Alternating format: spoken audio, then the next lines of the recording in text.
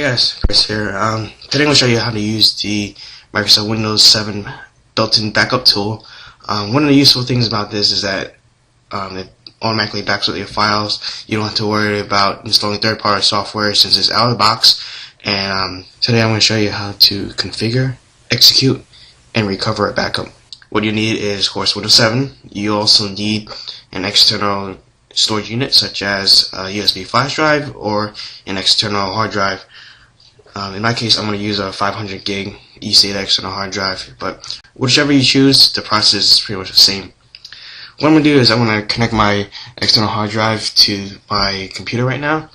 Microsoft Windows is going to recognize it and bring up an autoplay window that will show you different options momentarily. Right now, this option is being shown. For some reason, the backup option isn't always there. If you have it configured already, all you have to do is click this and it'll automatically run the backup. You'll see in the little actions icon over there, there'll be a little clock in there, and once the clock disappears, it means that your backup has been completed.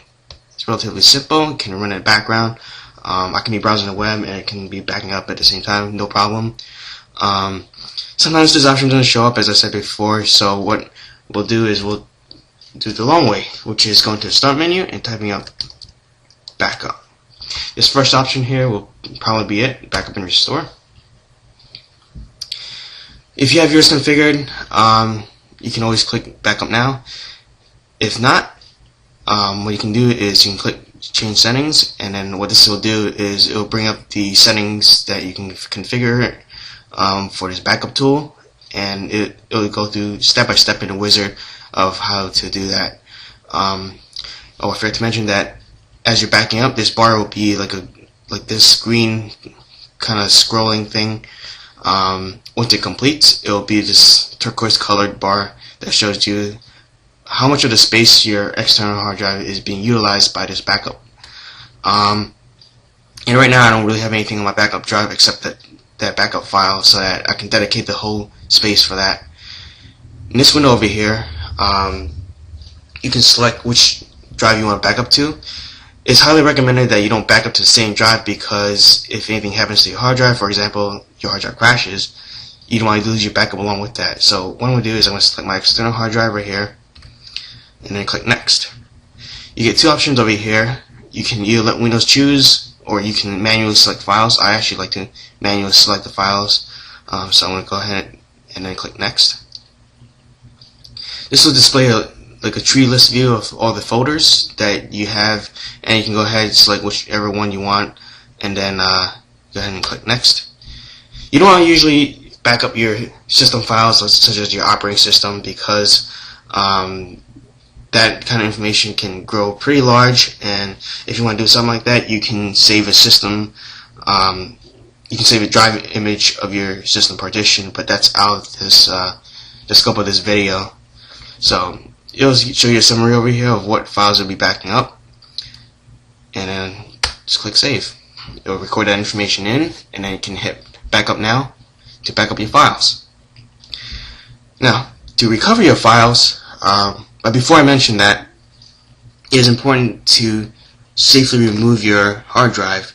So if you left click on that little icon that has the checkmark button, I guess a little flash drive next with the green checkbox, this will allow you to safely disconnect the hard drive. You'll tell Windows, hey, you want to take it, you want to unplug it. It's not going to access it, and then just select the appropriate drive.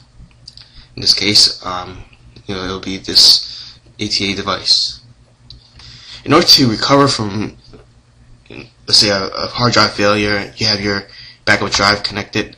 What you can do is you can double click your backup file on your backup drive. So it's going to have this little icon with the green arrow, and then some kind of CD, I guess.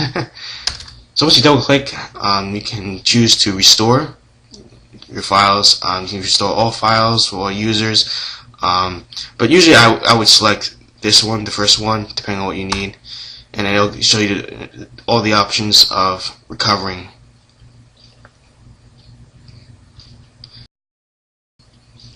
What you can do is you can click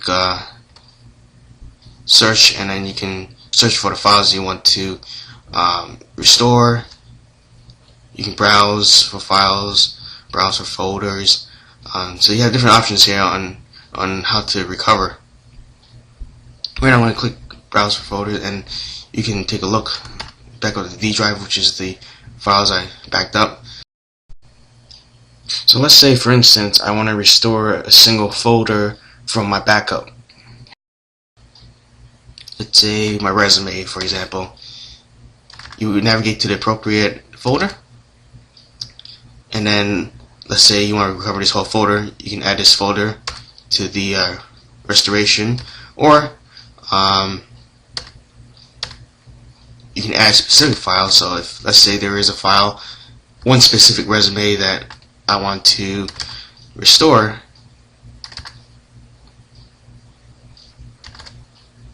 I can go ahead and then select that and then click next, and then you get to you know, if you want to restore in the original location or in a different folder, you can do that too, and then you can click restore. But that's pretty much it. Again, make sure you eject your external device properly so that it's not going to be any file corruptions. I usually try to back up at least once a month, if not, once every 2 weeks or so. The more you back up, the safer it is, because then you have the most updated files. But hope you enjoyed this video. If you have any questions, feel free to send me a message on Facebook, text me, whatever. I guess I'll see you guys later then.